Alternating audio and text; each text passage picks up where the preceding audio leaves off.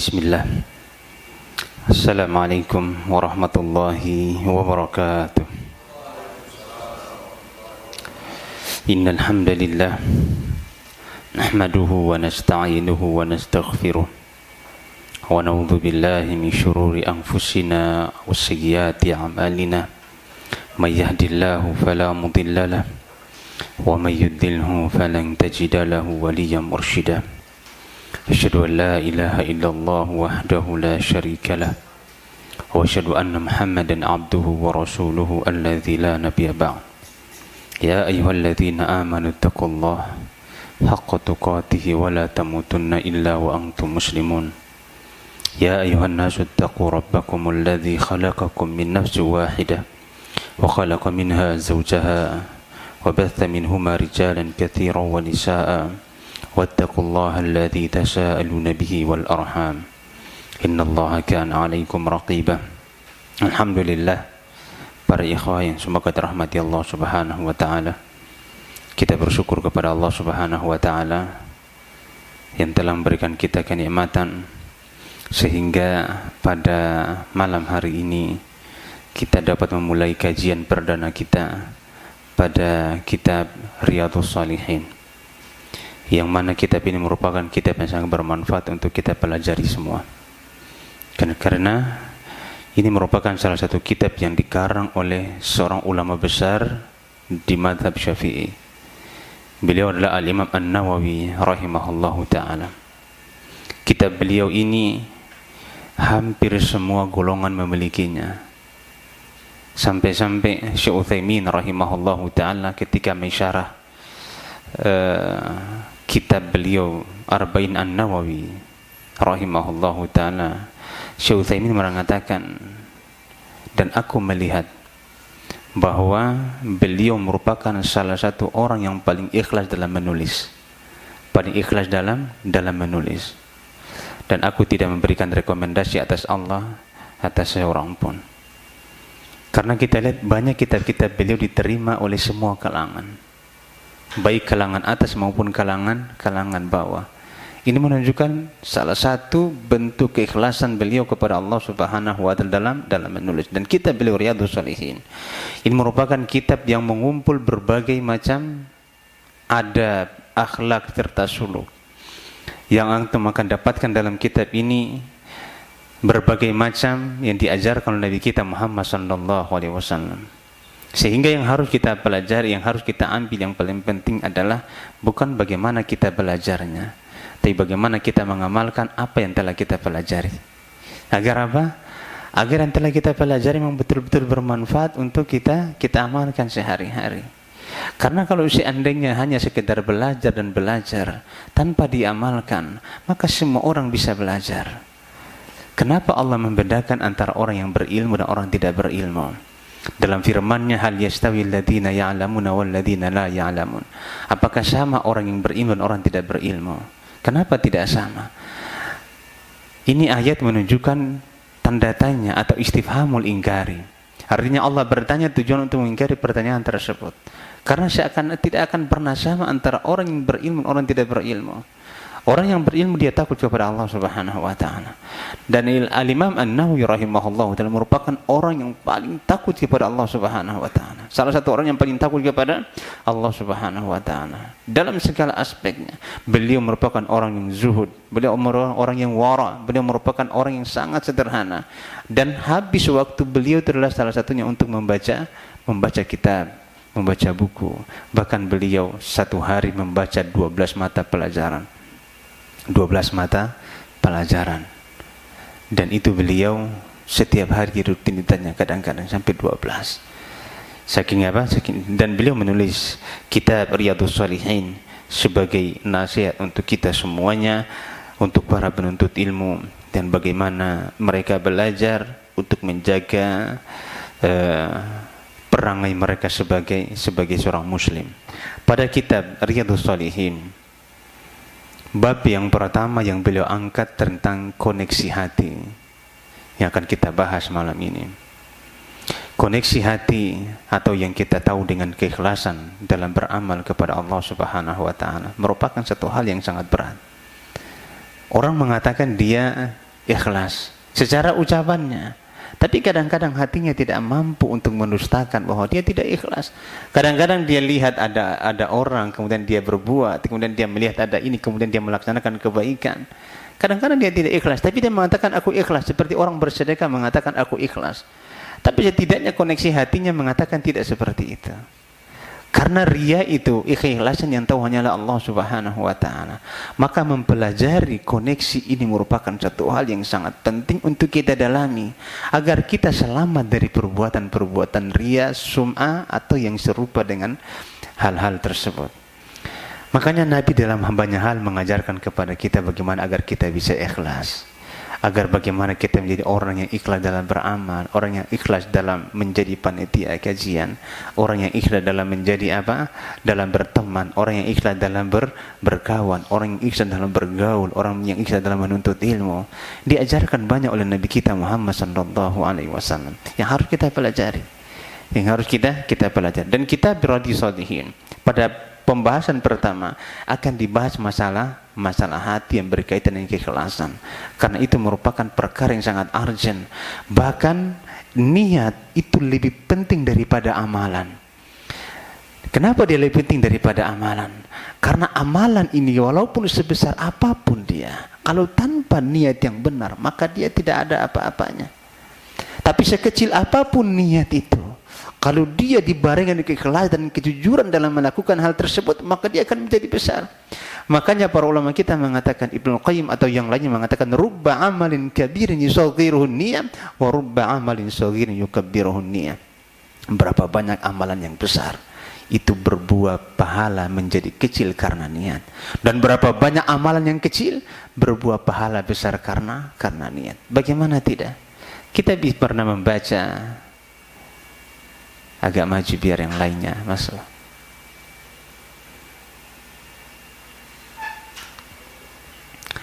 Kita pernah membaca sebuah hadis yang diceritakan oleh Nabi kita Muhammad sallallahu alaihi wasallam tentang seorang wanita pelacur yang diampuni dosanya, kemudian dia dimasukkan ke dalam surga. Bayangkan wanita kalau di sisi kita ada wanita yang ngomong seperti ini, kita menganggap merupakan orang yang sangat jijik dan dosanya besar. Tapi subhanallah, Allah Subhanahu wa ta'ala mengampuni dosanya, kemudian memasukkan dia ke dalam surga karena satu sebab amalan yang dia lakukan. Padahal amalan itu kecil. Apa itu? Memberi minum seekor anjing yang sedang kehausan. Lalu bagaimana dengan kita memberi sedekah kepada saudara kita yang membutuhkan? Lalu bagaimana dengan kita memberikan makanan kepada tetangga kita yang kelaparan? Lalu bagaimana dengan kita menolong saudara kita yang sedang tertimpa musibah?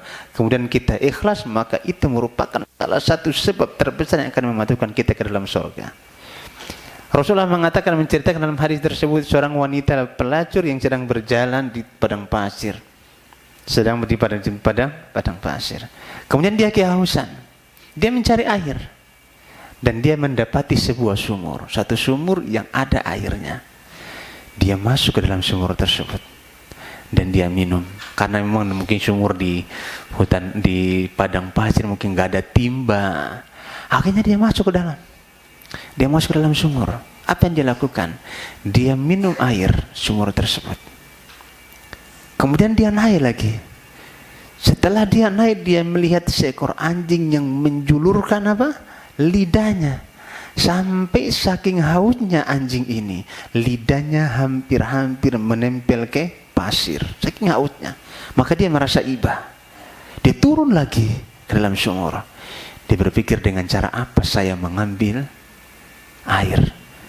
Maka dia perhatikan sepatunya. Dia ngambil sepatunya. Kemudian dia isi air. Sepatu orang dulu itu pakai kulit, jadi kalau ngisi air nggak bocor. Jadi dia ambil air, kemudian dia gigit pakai mulutnya, dia naik sampai dia kasih minum itu anjing. Dan dengan sebab air yang anjing itu minum, anjing itu pun selamat dari kematian. Karena sebab ini Allah mengampuni dosanya dan memasukkan dia ke dalam surga. Masya Allah. Itulah pengaruh daripada keikhlasan. Maka kita belajar bagaimana kita harus ikhlas dalam beramal. Bayangkan kita berdakwah, itu kalau nggak ikhlas tempatnya di neraka. Padahal dakwah merupakan amalan yang sangat besar, merupakan amalan yang tidak ada satupun para nabi dan rasul kecuali dia berdakwah. Sehingga Ibnu Qayyim Al-Jauziyah rahimahullah taala mengatakan pekerjaan yang paling utama adalah menjadi seorang dai yang menyampaikan risalah Allah Subhanahu wa taala.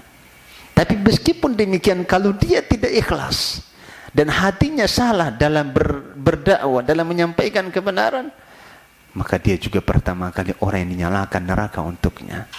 Rasulullah mengatakan 3 golongan yang akan dinyalakan pertama kali untuk mereka.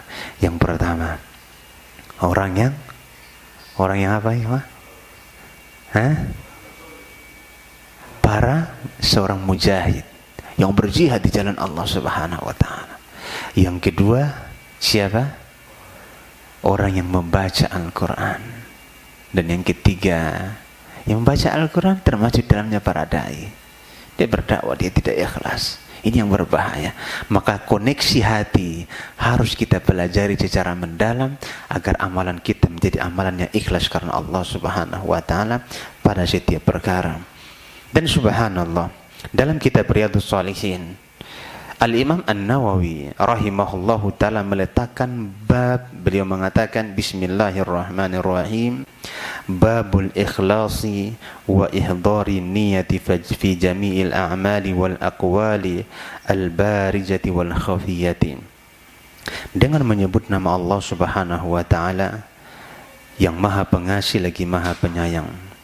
Bab 1 beliau mengatakan babul ikhlasi, bab keikhlasan dan menghadirkan niat pada semua amalan, baik perkataan maupun perbuatan, yang tampak ataupun yang tersembunyi, yang tersembunyi. Maka meletakkan beliau bab ini pada bab pertama sebelum dia menyebutkan bab-bab yang lain. Ini menunjukkan saking pentingnya bab keikhlasan. Sehingga untuk mencapai amalan-amalan yang akan disebutkan setelah bab ikhlas ini kepada Allah Subhanahu wa taala, maka kita harus memperhatikan keikhlasan terlebih dahulu. Dan inilah koneksi hati kita dengan siapa? Dengan Allah Subhanahu wa taala. Karena lisan ini hanya bisa berkata, tapi yang membenarkan itu hati kita. Yang diterima amalan seseorang tatkala hatinya menjadi tulus dan ikhlas dia beramal.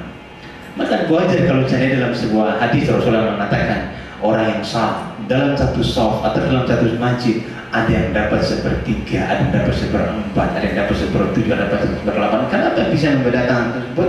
Karena keikhlasan mereka. Ikhlasan mereka lah yang membedakan bagaimana dia mendapatkan pahala di sisi Allah Subhanahu wa taala. Bagaimana dia mendapatkan pahala di sisi Allah Subhanahu wa taala. Maka para ikhwan semoga dirahmati Allah Subhanahu wa taala, semoga Allah memberikan kita panjang umur dan waktu luang sehingga kita bisa rutin untuk membaca hadis-hadis Arba'in An-Nawawi. Semoga Allah Subhanahu wa taala juga memberkahi kita semua dari ilmu yang kita pelajari. Sampai jam berapa jam kita? Sampai jam 9. Udah tanya jawab? Belum masuk tanya jawab? Jadi sampai jam 10. Kalau masuk tanya jawab sampai jam 10. Karena biasanya sampai pertanyaan kan, satu pertanyaan biasanya jawabannya sampai banyak. Jadi beliau menyebutkan bab keikhlasan ini mengingatkan kepada kita dan mentahdi kepada kita bahwa keikhlasan merupakan satu hal yang sangat penting untuk kita pelajari bersama dan untuk kita memperdalam ilmu tentang keikhlasan. Karena para ulama kita mengatakan amal ikhlas atau niat lebih penting daripada amalan. Niat lebih penting daripada amalan. Allah Subhanahu wa taala berfirman, qala Allah ta'ala wa ma umiru illa liya'budullaha mukhlishina lahud-din hunafa wa yuqimus salata wa yutuz zakata wa dzalika dinul qayyim. Wa qala ta'ala la yanalallahu luhumuha wala dima'uha walakin yanaluhu taqwa. Wa qala ta'ala qul in tukhfu ma fi sudurikum aw tubduhu ya'lamu Allah. Beliau menyebutkan 3 ayat sebelum kita membaca hadis tadi yang berkaitan dengan hal tersebut. Beliau membawakan 3 ayat yang membahas tentang keikhlasan. Yang ayat yang pertama dalam surat Al-Bayyinah ayat 5. Ayat yang kedua dalam surat Al-Hajj ayat 37, dan ayat yang ketiga dalam surat Al-Imran ayat 29. Allah mengatakan wa ma umiru illa liya'budullaha mukhlishina lahud-din, dan tidaklah mereka diperintahkan kecuali untuk mengikhlaskan ibadah hanya kepada Allah Subhanahu wa taala. Dan kita diperintahkan untuk mengikhlaskan segala ibadah, dan tidak boleh kita melaksanakan ibadah karena tujuannya selain Allah Subhanahu wa taala. Ayat yang kedua, Allah Subhanahu wa taala mengatakan la yanalallahu luhumuha wala dima'uha walakin yanaluhu taqwa.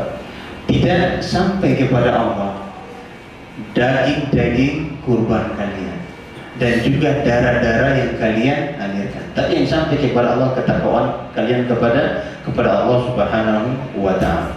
Sehingga inilah yang menjadi patokan bahwasanya sebuah amalan akan diterima Allah Subhanahu wa taala jika seorang benar-benar ikhlas karena Allah Subhanahu wa taala dalam melakukan amalan tersebut. Kalau dia tidak ikhlas, maka amalannya sia-sia. Bagaimana dia tidak sia-sia? Dia telah membeli hewan kurbannya mungkin seharga 15 juta, tapi ternyata tidak sampai kepada Allah Subhanahu wa taala karena ternyata tujuannya untuk berbangga-bangga kepada tetangganya atau kepada temannya. Uang itu akan habis begitu saja. Demikian pula orang yang berumrah atau melaksanakan ibadah umrah, besar biaya dikeluarkan 30 juta, 28 juta sampai bahkan 40 juta, bahkan ada yang sampai 50-an juta, tergantung fasilitas yang diberikan dari kepada. Tapi apa yang dia dapatkan? Kalau dia tidak ikhlas kepada Allah Subhanahu wa taala, maka dia tidak mendapati apa-apa kecuali hanya rasa lelah dan habis hartanya, karena dia tidak ikhlas kepada Allah Subhanahu wa taala. Tapi ada orang yang bersedekah 1.000 rupiah. Makanya kadang-kadang sedekah sedikit ini bisa menyebabkan orang masuk daripada sedekah banyak. Kalau sekali 1 juta, orang mungkin perasaannya gimana gitu. Atau sekali 100 juta. Beda dengan orang yang bersedekah sekali 10.000, atau sekali 2.000, atau sekali 5.000. Mungkin nilai hasilnya akan berbeda tergantung dari keikhlasan. Makanya semakin ikhlas seseorang, sekecil apapun yang dia keluarkan, maka pahalanya akan menjadi besar sisi Allah Subhanahu wa taala. Tergantung niat kita kepada Allah Subhanahu wa taala. Kemana kita ikhlas. Maka apa kata Syekh Utsaimin rahimahullah taala? An-niyatu mahallul qalbi wala mahalla fil lisan fi jami'il a'mal. Beliau mengatakan bahwa niat itu tempatnya ada dalam hati, bukan di lisan, dan tidak ada tempatnya di lisan kita. Berarti apapun yang kita lakukan, yang mengkoneksikannya kemana? Hati kita. Koneksi inilah yang akan menjadikan, jadi baru dia jadi berbuah pahala, berbuah kebaikan, ataupun berbuah dosa dan kesyirikan, karena orang ria dan sum'ah ketika melakukan hal tersebut. Maka semuanya tergantung dan terpadu pada niatnya. Dan subhanallah, kenapa Allah meletakkan niat dalam hati kita bukan di lisan kita? Kenapa demikian? Agar kita tahu ternyata Allah Subhanahu wa taala itu Maha mengetahui segala sesuatu. Apapun yang diucapkan orang, menyelisih apa yang ada dalam hatinya, Allah tahu. Maka tidak perlu kita bersandiwara, tidak perlu kita mengatakan begini dan begitu. Yang terpenting kita koreksi hati kita. Sehingga Rasulullah menyebutkan bahwa di dalam jasad kita itu terdapat sekerak daging, yang mana daging itu apabila dia baik, maka seluruh anggota tubuh kita akan menjadi baik. Tapi kalau dia buruk, maka seluruh anggota tubuh kita akan menjadi buruk. Kenapa orang bisa mengatakan kau? Kenapa orang bisa mengatakan kata-kata yang kotor? Karena yang di dalamnya nggak bagus, akhirnya mengeluarkan yang tidak baik. Tapi kalau orang yang hatinya bersih, hatinya itu memang suci, mengeluarkan kata-kata yang kotor, itu sangat tidak akan apa? Tidak ada koneksinya ke sana. Karena perintah atau pemimpinnya baik, tidak mungkin memerintahkan anggotanya untuk melakukan keburukan. Bahkan Al-Imam Ibnu Qayyim Al-Jauziyah dan juga Syekhul Utsaimin, intinya juga para ulama yang lain mengatakan bahwasannya biarin aja anak-anak main, biarin aja mereka ribut, nggak perlu, namanya juga anak-anak. Ya, nggak apa-apa mereka ribut-ribut ya, nggak masalah kalau nggak apa-apa ya, apa anak tegur ya, nggak apa-apa kan, karena memang anak-anak ribut itu biasa, wajar ya. Kalau antum ribut kita tegur. Ya kalau antum ribut kita tegur karena udah besar ya kan, kalau anak-anak ribut nggak apa-apa ya, makanya wajar anak-anak itu ya, biarin aja mereka ribut. Namanya juga anak-anak memang seperti itu. Insya Allah nggak ada yang marahin antum kalau anak-anak antum main, insya Allah ya, yang penting jangan kacanya dipecahin, ambil batu insya Allah ya. Maka apabila dia baik, maka akan baik seluruh tubuh kita. Tapi kalau dia tidak baik, maka tidak baik juga seluruh tubuh kita. Karena koneksinya adalah hati. Hati ini kalau sudah baik, Masya Allah, maka jangan sampai kita terlalu disibukkan dengan menghiasi apa? Dohir kita. Ini cuman casing jamaah. Ini cuman casing, dohir ini cuman casing. Yang paling penting itu batin. Yang menjadi intinya kayak handphone. Handphone sebaik, sejelek apapun handphone ini, udah pecah-pecah, udah retak-retak, di sininya udah gores-gores. Tapi kalau antum kasih casing yang bagus, jadi cantik lagi dia. Demikian pula orang manusia. Wanita yang cantik kalau dikasih casing makin cantik lagi. Tapi kita nggak tahu hatinya seperti apa. Makanya harus kita perhatikan, jangan sampai casing itu yang harus kita lihat, tidak, tapi masalah hati yang lebih harus kita perhatikan. Karena Allah melihat di situ. Innallaha la yanzuru ila suwarikum wala ila ajsamikum. Allah tidak melihat rupamu dan bentuk tubuhmu, walakin yanzuru ila qulubikum wa a'malikum. Tapi Allah melihat apa? Pada hati kamu dan juga amalan-amalan kamu. Jadi amalan kita akan dihitung oleh Allah Subhanahu wa taala dan juga hati kita akan dipertanyakan oleh Allah Subhanahu wa taala. Karena itulah inti daripada diterima dan tidak diterimanya amalan kita di sisi Allah Subhanahu wa taala. Ada yang mau bertanya silakan. Tafadhal. Jamaah ada yang mau nanya silakan. Ya.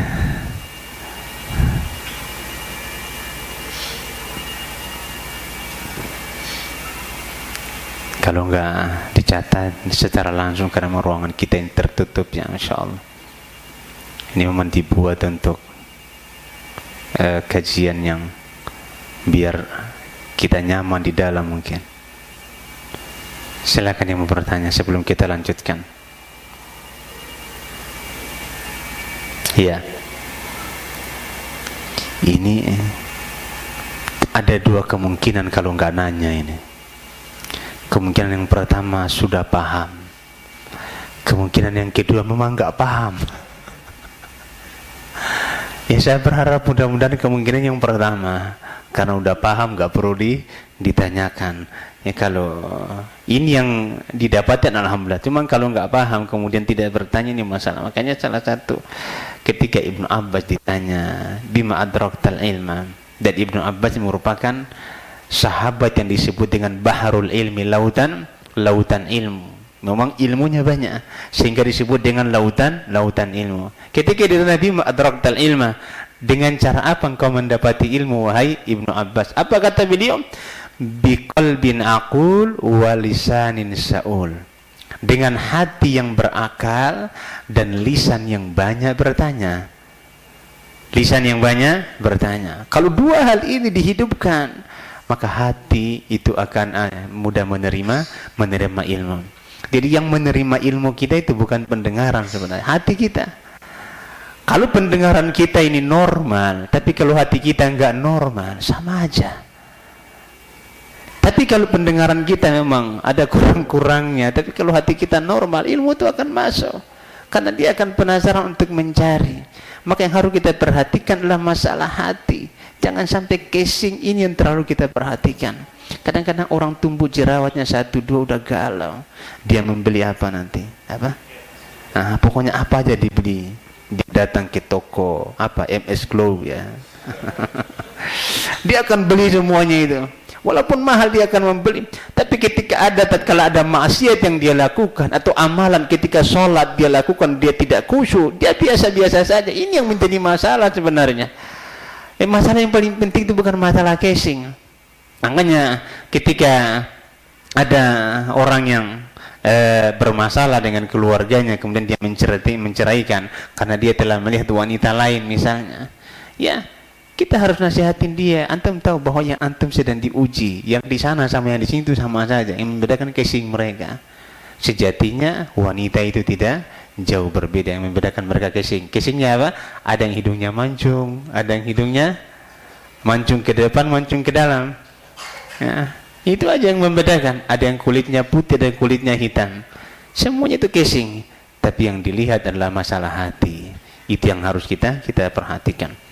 Kalau tidak ada yang bertanya, silakan.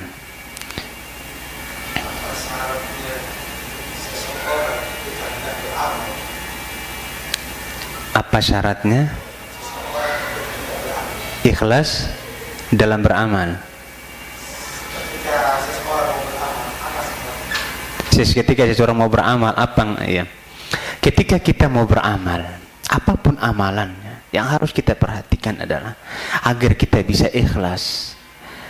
Kita harus memperhatikan 4 hal. Kalau 4 hal ini kita perhatikan, dengan izin Allah kita bisa ikhlas. Yang pertama,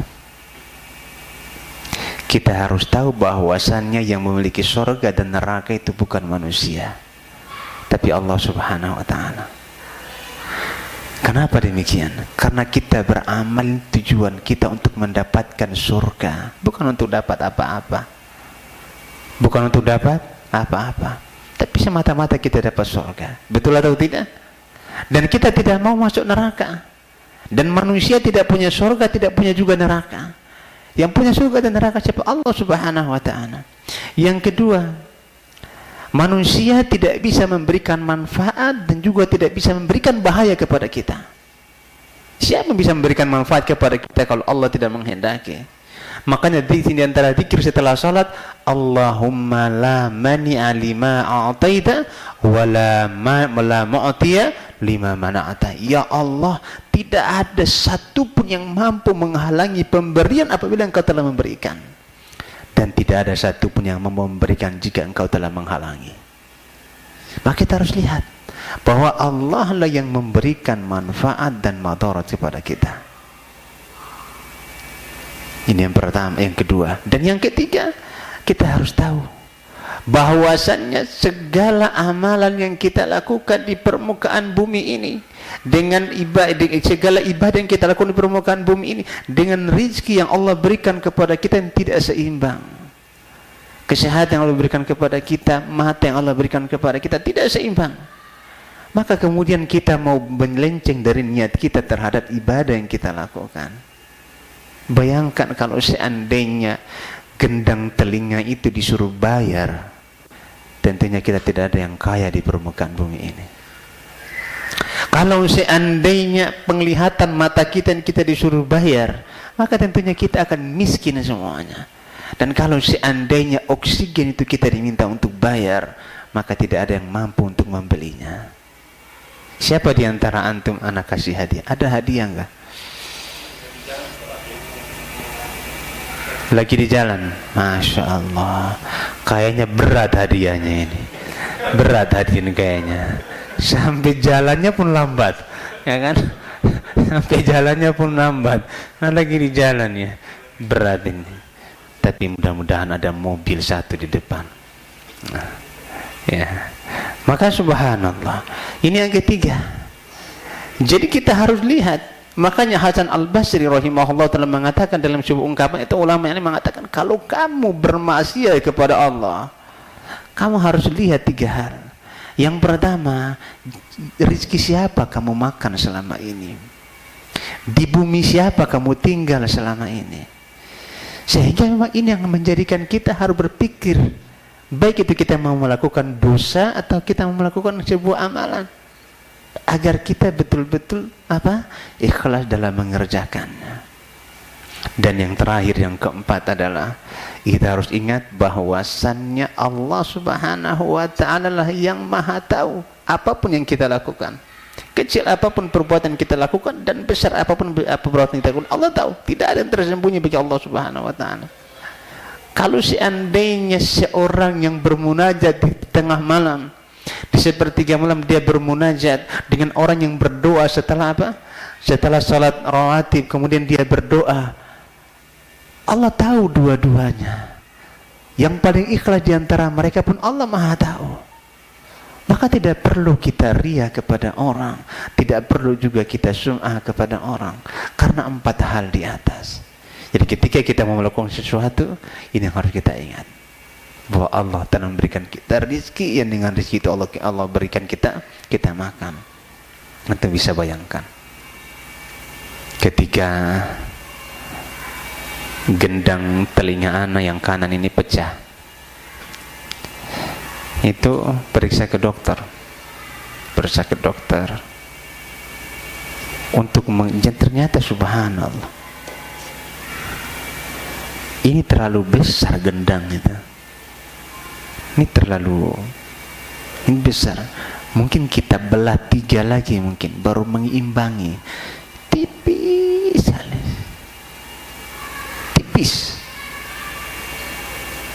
untuk menggantikannya itu membutuhkan biaya 15-25 juta. Jadi ternyata nikmat Allah yang ada dalam tubuh kita ini sangat mahal, miliaran bahkan triliunan, dan kita tidak bisa hitung satu persatu. Sehingga ini harus kita tanamkan dalam diri kita, dan sehingga kita tidak banyak menuntut kepada Allah Subhanahu wa ta'ala. Ya Allah, aku sudah melakukan seperti ini, kenapa aku tidak dikasih gini? Ya Allah, kenapa aku sudah banyak berdoa, kenapa tidak dikabulkan? Tidak terlalu banyak menuntut. Kenapa? Karena sekian banyak Allah berikan kepada kita yang tidak bisa kita hitung satu persatu. Kornea mata dan lain-lainnya itu sangat mahal. Kalau ada hadiah, satu pertanyaan, anak kasih hadiah insya Allah. Pertanyaannya, siapa di antara antum yang tadi malam atau hari ini berdoa kepada Allah Subhanahu wa ta'ala, ya Allah, berikanlah aku mampu melihat besok pagi atau besok?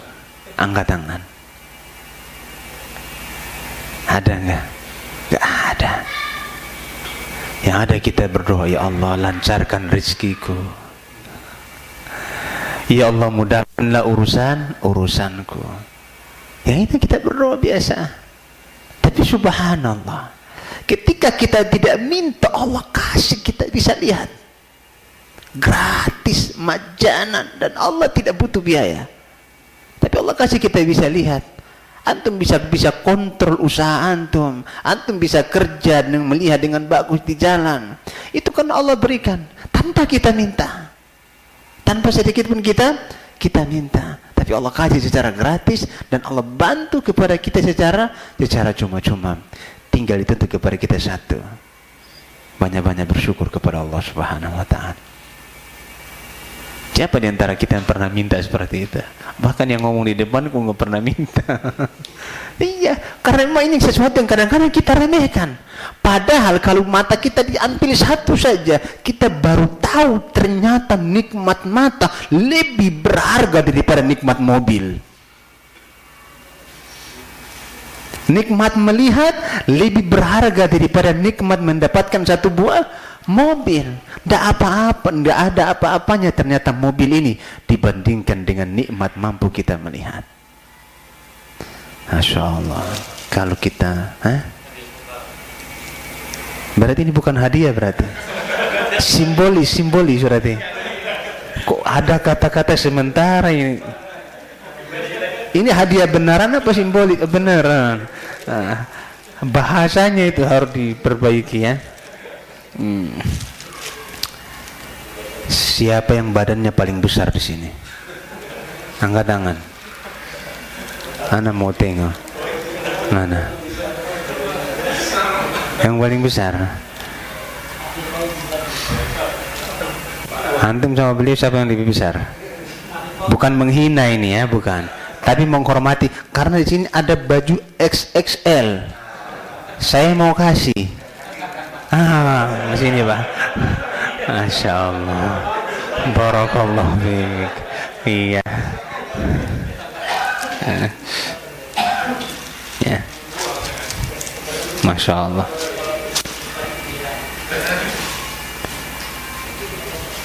Pertanyaan yang kedua,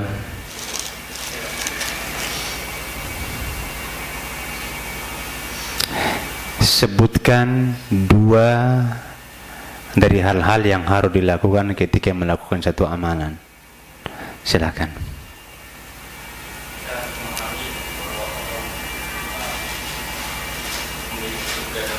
Iya, yang pertama, yang kedua. Masya Allah, barakallahu fiik. Fadal.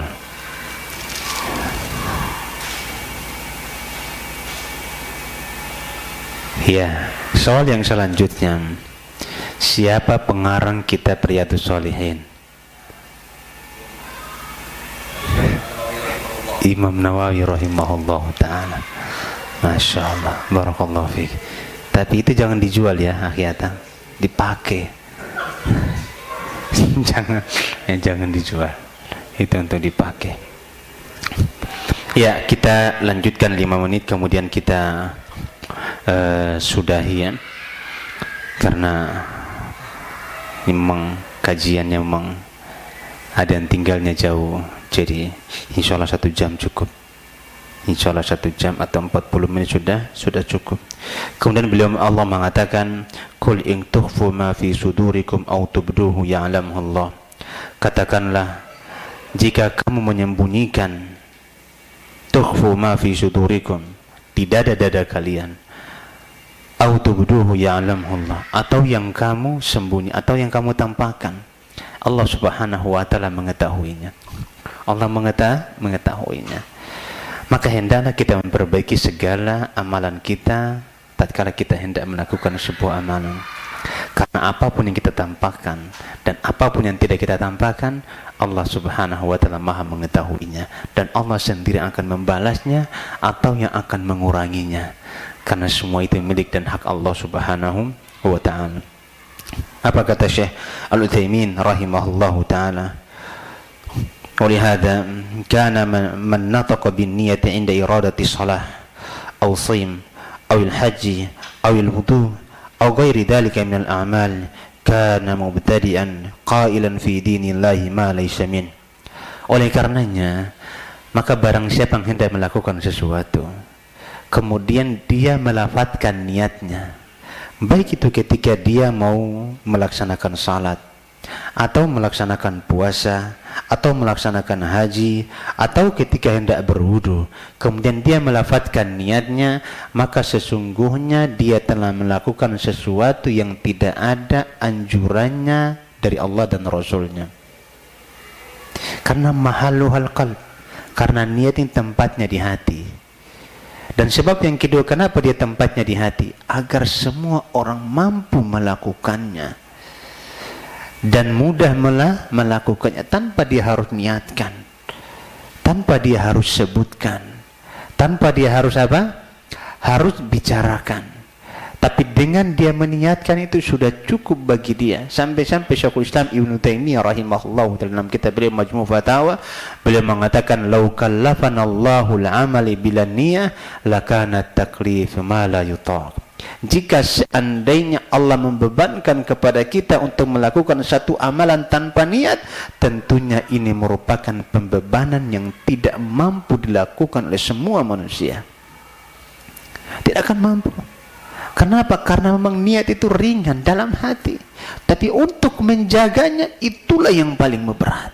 Untuk menjaga niat ini yang berat. Meniatkan sesuatu itu gampang. Kita mau ke kamar mandi itu butuh niat. Kita mau masuk rumah itu dengan niat. Kita mau berjalan-jalan dengan istri kita juga niat. Kita mau main dengan anak kita juga niat. Semuanya itu akan dikoleksikan dengan apa? Niat semuanya. Dan hati kita menjadi koneksinya. Sehingga apa? Sehingga semua amalan kecil maupun besar, semua orang bisa melakukannya karena niat yang ada dalam hatinya. Allah Ta'ala alam bisawab. Sekian yang bisa kami sampaikan, mudah-mudahan bermanfaat untuk kita semuanya. InsyaAllah kita lanjutkan pertemuan akan datang, membaca beberapa hadis dari kitab Riyadhus Shalihin. Dan semoga malam hari ini apa yang telah kita sampaikan bermanfaat untuk kita semuanya, terutama yang penceramah yang ada di depan, dan juga bisa kita amalkan dalam kehidupan sehari-hari kita. Ada yang mau nanya sekali lagi? Mungkin ada satu pertanyaan, silakan Pak Rahmat.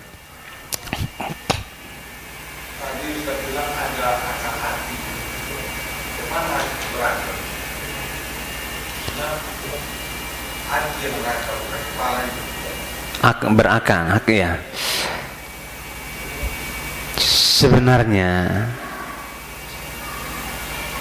yang berpikir itu adalah hati kita, bukan kepala kita. Jadi dari hati inilah koneksinya kepada otak kita. Yang memerintahkan pertama siapa? Hati dulu. Sehingga jika hati ini semakin berakal, maka pikiran ini pun akan menjadi jernih.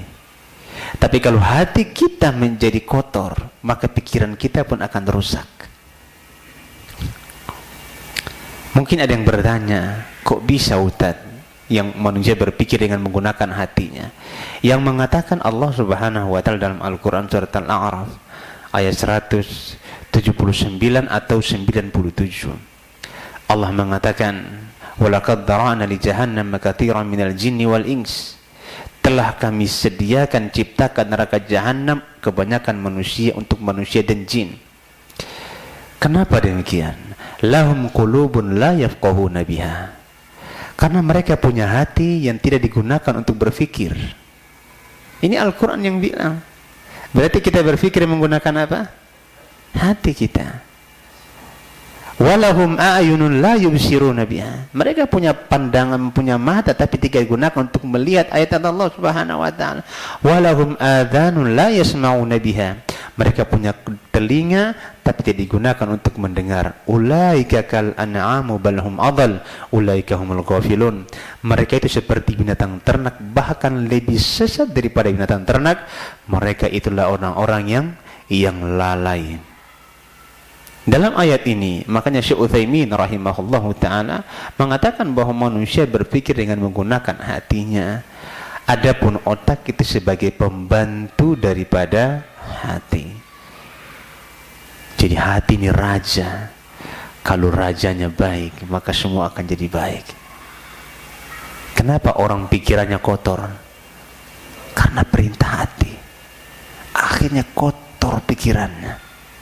Tapi kalau hatinya bersih, kenapa orang bisa malas ketika dia mau baca Al-Quran? Malasnya luar biasa. Karena tidak ada dorongan hati dan kemauan hati untuk melakukannya, sehingga berat untuk dia lakukan. Maka biqalbin aqul, dengan hati yang berakal, mengakal kita ada di hati kita. Maka ketika hati kita bersih, semuanya akan menjadi bersih. Sehingga kita berpikir menggunakan hati. Nah, itu sebagaimana difirmankan Allah Subhanahu wa taala dalam Al-Qur'an surat Al-A'raf yang kita bacakan tadi. Wallahu taala a'lam bissawab. Cara bersih. Iya, Masya Allah. Kayaknya masih panjang pembahasan kita ini, Pak. Iya. Iya.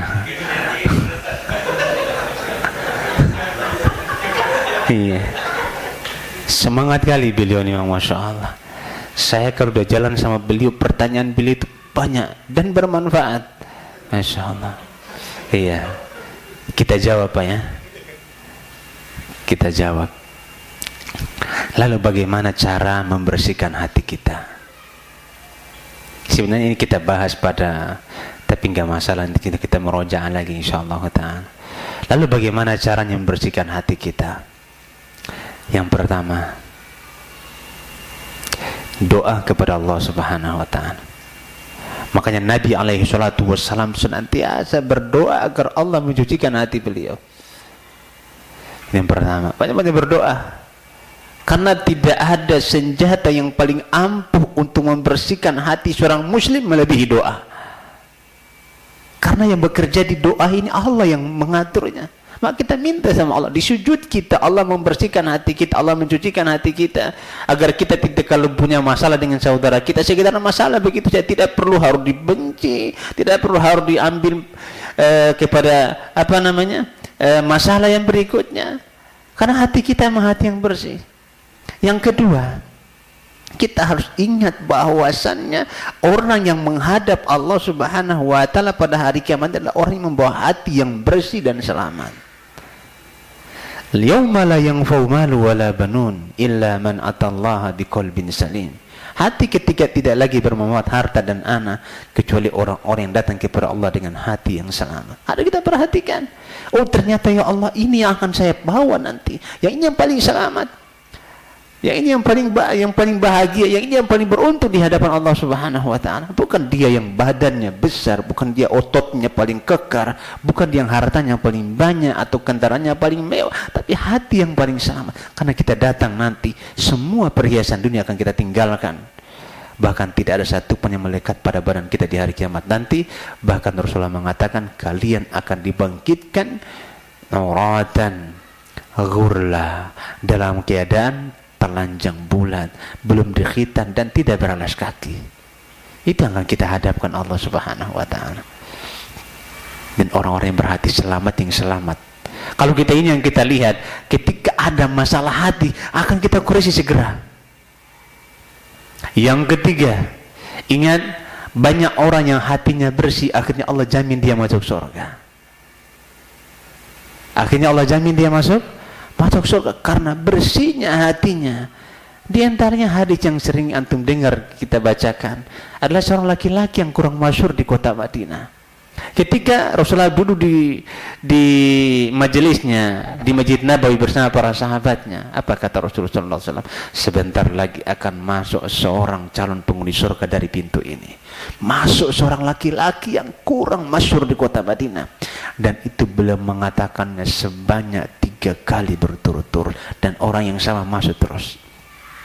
Ternyata amalannya adalah beliau selalu membersihkan hatinya dari dengki kepada saudaranya, dari dendam kepada saudara muslimnya, dan dari iri kepada saudaranya. Ya, akhirnya Allah masukkan dia ke dalam surga.